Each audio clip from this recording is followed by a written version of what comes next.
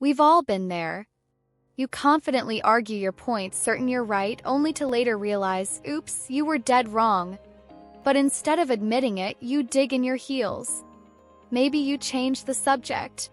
Maybe you double down.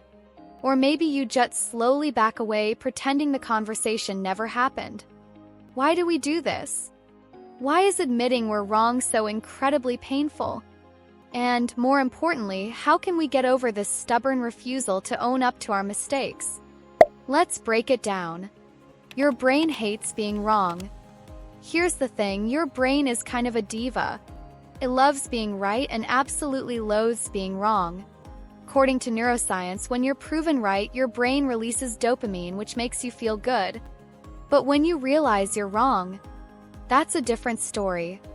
Your brain perceives being wrong as a threat, not to your physical survival, but to your identity. Admitting a mistake can feel like admitting that you're less smart, less competent, or less in control than you thought. That's a hard pill to swallow, so your brain does the next best thing. It convinces you that you weren't actually wrong in the first place.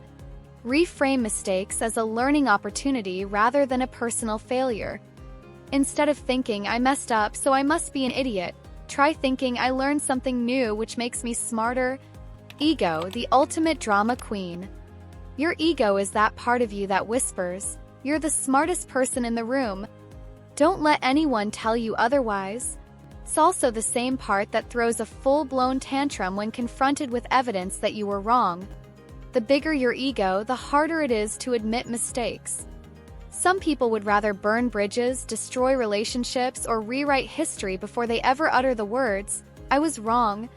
Recognize that admitting a mistake doesn't make you weak. It makes you strong and self-aware. People actually respect you more when you own up to your errors, not less. Fear of judgment. Let's be real, nobody enjoys looking dumb. Admitting a mistake often means publicly acknowledging that you messed up, which can feel like standing on a stage while the entire world laughs at you. The fear of judgment, rejection, or embarrassment makes it tempting to deny, downplay, or redirect blame. Sometimes it's easier to gaslight ourselves into believing we were right all along than to face the awkwardness of saying, oh, my bad. Accept that nobody is perfect. People don't respect perfection, they respect authenticity.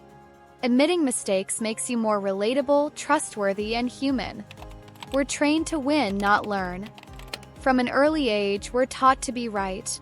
In school, the goal is to get the right answers, ace the test, and avoid mistakes at all costs. Mistakes are seen as failures, not as stepping stones to improvement. Fast forward to adulthood, and many of us still cling to the idea that being wrong is shameful. So instead of admitting a mistake, we defend our wrong answer like a lawyer in a high-stakes trial. Shift your mindset from winning to learning. Mistakes aren't losses, they're data points. Every time you admit an error, you're actually becoming wiser and better at life. The internet has made it worse. Let's talk about social media. The internet has created a world where being wrong isn't just embarrassing, it's publicly humiliating. People love dragging others for their mistakes, whether it's a typo, a bad take, or an outdated opinion. This cancel culture atmosphere makes people terrified of admitting mistakes because the consequences can be brutal. So what do people do? Double down. Get defensive. Pretend they never said what they said. It's survival mode. Own your mistakes before anyone else can call you out. When you admit an error with confidence and humor, you take the power away from the critics. Pride is a stubborn little gremlin. Sometimes we know we're wrong, but our pride refuses to let us admit it. It's the little voice that says, you can't back down now. You've already committed. This is why people get stuck in pointless arguments, defending an opinion they don't even believe anymore just because they don't want to lose. Ask yourself, would I rather be right or would I rather be happy?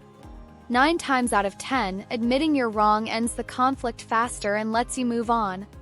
The sunk cost fallacy. Ever heard of the sunk cost fallacy? It's the idea that because you've already invested time, effort, or money into something, you should keep going, even if it's obviously a bad decision. This applies to arguments, beliefs, and bad takes. If you've spent 5 years insisting pineapple doesn't belong on pizza, it feels painful to suddenly admit you were wrong. Let go of the idea that past investment equals future commitment. Just because you were wrong before doesn't mean you have to keep being wrong forever. Admitting you're wrong feels like losing, but it's actually winning. At the end of the day, admitting mistakes is not a loss, it's a win. The most successful, respected, and intelligent people in the world are those who know when to admit they're wrong. Why? Because self-awareness, growth, and humility are the keys to success. Change your perspective. Admitting a mistake isn't losing, it's upgrading yourself to the next level of wisdom and credibility. Let's normalize being wrong. Truth is, everyone makes mistakes, yes, even the smartest, most successful people on the planet. The difference is that wise people admit their mistakes, learn from them, and move forward. So the next time you realize you were wrong, instead of doubling down or making excuses, own up to it. It's not about being perfect, it's about being better than yesterday. And that, my friend, is what truly makes you smart.